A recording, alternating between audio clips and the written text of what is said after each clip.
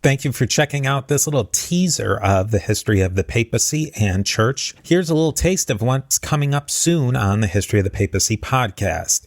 Now, if you like what you hear, I'd love it if you'd leave a rating and review on Apple Podcasts or your podcatcher of choice. If you want to support the podcast even more, consider becoming a Patreon on patreon.com/history of the papacy. There are many levels and benefits for you, and you help keep the history of the papacy going. You can learn more about all of this at historyofthepapacypodcast.com.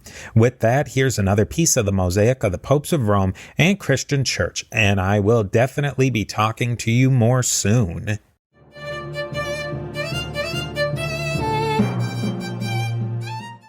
Well, of course, one broad context is the Enlightenment. The so-called Age of Reason, where tradition, hierarchy was being called into question. Now, there's been a lot of revisionist historiography on the Enlightenment as well.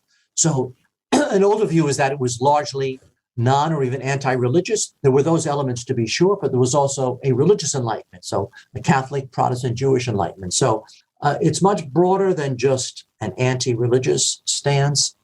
But there was a lot of questioning of tradition, of hierarchy, especially by the French philosophers and others. And then the issue of regalism, that even in Catholic countries, the idea of a growing sense of national identity, of kings and governments not wanting outside interference, including from the papacy. Because, of course, at that time, the Pope was still wearing two hats, spiritual leader of the church and the temporal leader of the papal states. So there was always a growing reluctance to have the church, the papacy, telling rulers what to do in their own countries, even including many aspects of the church. So that aspect of regalism and the attempt to, in a sense, bring the church within countries under control of the state. That, and in many cases, it was not necessarily nefarious. In some cases, it was.